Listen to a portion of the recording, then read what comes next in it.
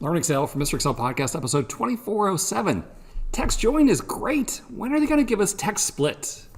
Hey, welcome back to the Mr. Excel Netcast. I'm Bill Jelen. Today, more from my session with Ann K. Emery. Check out her blog at depictdatastudio.com/blog.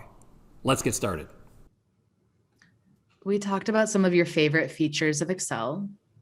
What about any pet peeves or gripes? I told you I have that blog post about some conditional formatting features I wish would just kind of go away. I wish they gave us a function 2 years ago called text join, which is great. It lets you do concatenation. If I have a list of names in A2 to A20 and I want to put them in one cell with commas in between, text join will let me do that. And there's been talk that they need the opposite function. They need text split. I have a friend, an MVP, who created a VBA function. It's one line of code. It's literally one line of code. Why is this taking so long to get text split? So what I have over here is I'm going to put in Andy, and I have a custom list already created here with a bunch of names like that. And I want to put all of those names into a single cell. All right, so equal text join. And I want to put maybe a comma space between everyone. And ignore empty cells. Sure, I'll say ignore empty cells. You can either write true or one. One is always the same as true. And then choose where your data is like that.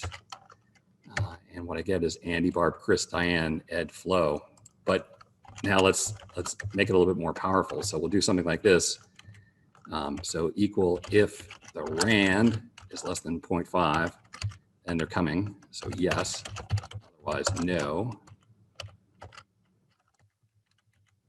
You get there's a bunch of yeses and nos.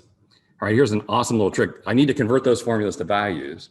And while there's keyboard shortcuts for that, I learned this trick in Columbus, Indiana. I went to the right edge of the data here. I right click, I drag to the right. I don't let go. I'm still holding down the right mouse button and drag back. And then when you let go, there's this awesome menu that pops up. I have no idea how the guy ever discovered this. Right click, drag right, drag left, copy here as values only. All right, so what I get there is now those yeses and nos are permanent. And I'm going to say if that data in B2 to B15 is equal to yes, then I want the corresponding cell from A2 to A15. Otherwise, I'm going to create an empty cell with quote, quote. All right. And so what that's going to do is the third argument, the if statement, is going to evaluate everybody over there in column B, get just the yeses and give me the names.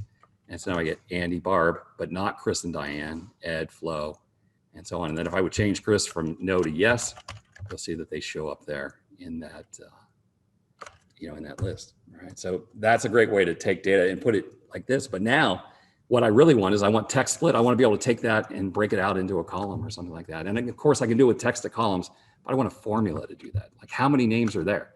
To figure out how many names are there, you have to count how many commas are there.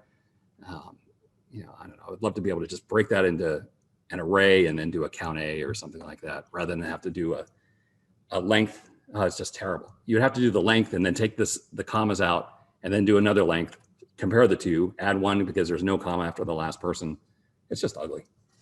So text split would make a whole bunch of things easier to do. Right. Kirsten says, wow, in all caps. That is amazing. And sometimes, this is funny. Sometimes I have a lot of data in Excel and I want to take that data to Word, not as a table, but as a paragraph. And text join will put that in a big paragraph for me. And I just copy the whole thing out to Word and take all my Excel data. And now I can edit it in Word. I do that for the transcripts for the videos.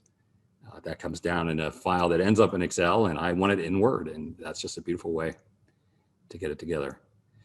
Kirsten, you asked about concatenate text and numbers. When you've tried to do that, it's super frustrating because the number always gets unformatted. Like if you have dollar signs in there with 2 decimal places and it happens to be end in 50, you'll lose that last zero. But you can concatenate the text cell A2 with the text function, equal text, and specify what format you want it to be. So yeah, yes, that's right. So it's a way to concatenate items without having to repeat the quote space quote. Definitely, that's it. And I think it came along in 2017. So there's a good chance that you have it, unless you're back in 2010 or something like that.